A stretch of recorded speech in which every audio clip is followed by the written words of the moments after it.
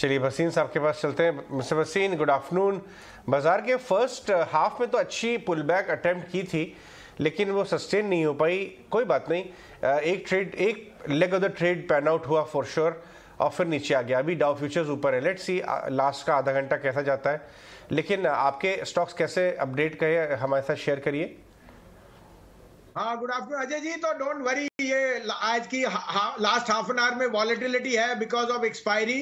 आपको कह दिया आज मार्केट का बॉटम है, कल से नैस्डैक चलेगा और आप देखोगे everything on the heavy weight will move. Already आप देख रहे हो जो आपके डिफेंस स्टॉक्स हैं, आपके पावर स्टॉक्स हैं, वहां profit booking I, but the undertone is extremely strong.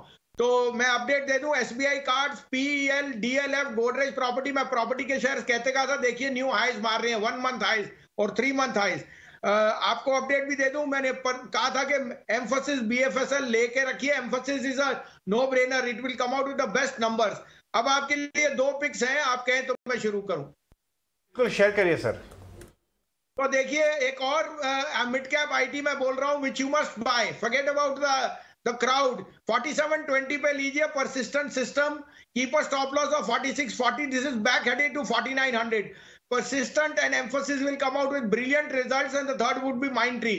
This is the time to play these stocks. From tomorrow, you will see a non-stop run in IT stocks. Secondly, buy Larsen and Toubro, the biggest beneficiary along with Bharat Forge of the defense equipment. They have a huge pipeline. और अगर आप उसकी just sum of parts of the IT stocks ही देखते हैं, you will see that the stock should be 2300.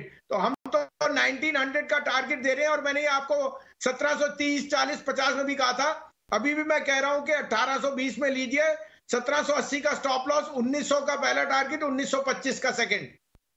Alright, बिल्कुल। Good afternoon Sanjeev ji. यहाँ पर मुझे डिम्पी की बात याद आती है कि आप कहते हैं जब भी आप आने वाले होते हैं तो बाजार हरे निशान में हो जाता है। आज इंडियन मार्केट्स हरे निशान में हुई है, लेकिन यूएस मार्केट्स फ्यूचर्स हरे निशान में दिखाई दे रहे हैं। तो आपका इम्पैक्ट वहां तक फील हो रहा है। और आई थिंक अब आप जब आईटी की कॉल्स भी दे रहे हैं और हम देख रहे हैं नैस्डैक फ्यूचर्स भी ऊपर है, तो जाहिर तौर पर the stocks should be kept on radar.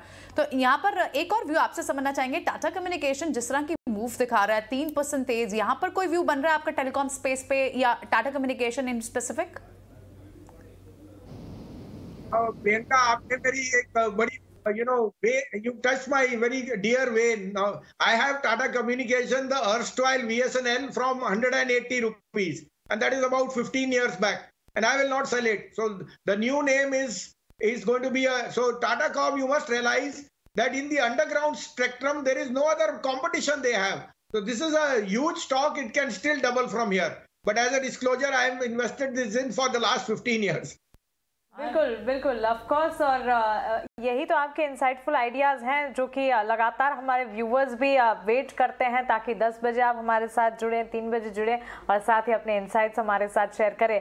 इस बीच तगड़ी कंपटीशन संजीव जी अब तो हो चुकी है। अदानी ग्रुप स्टॉक्स, रिलायंस और साथ ही HDFC twins, of course merger के बाद हमने देखा काफ़ी बड़ा मोमेंटम भी देखने को मिला, लेकिन अदानी सबसे आगे पहुँच गया है। मिड कैप शेयर्स में भी अच्छी तेज़ी है। और ये तमाम सिचुएशंस को देखते हुए करंट लेवल्स पर एक तो ये अदानी ग्रुप स्टॉक्स पर आपका नजरिया और साथ ही मिड कैप पर आपका आउटलुक क्या होगा? तो देखिए, अदानी और अंबानी कोइंसिडेंटली दोनों गुजराती भी हैं, और दोनों को धंधे के मामले में कोई नया कोई सिखा ही नहीं सकता। They are pioneers in their business, they have monopolies, no question about them. They are the market leaders because of the business profiles they have. And secondly, जैसे मैंने आपको कहा, right now market is rewarding those businesses which are only getting stronger because of the monopoly elements. साथ में आपको दिख रहा है कि मिड कैप में कितनी अच्छी रुझान है। So if you just left out the HDFC Twins and a couple of other stocks, the undertone is very strong and I see no change in that. There can be regular profit booking, but जैसे आपको कहा था 2-3 दिन से जो मुझे weakness दिख रही थी वो हो चुकी है। Now again look for 18300 next week onwards. Alright, ठीक है, 18300 नेक्स्ट वीक ऑनवर्ड्स। इस वक्त संजीव जी कैसा व्यू लेकर चलना चाहिए एमपीसी से पहले?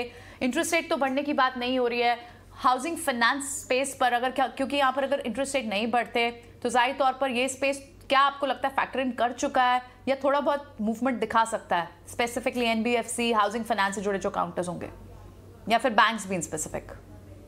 बिल्कुल बिल्कुल, बहुत अच्छी बात कही प्रियंका। उसमें मैं कहना भूल गया, आज चल गया LIC housing, that was one of our top picks. LIC housing is looking very strong, so is HDFC, this is the time to put in.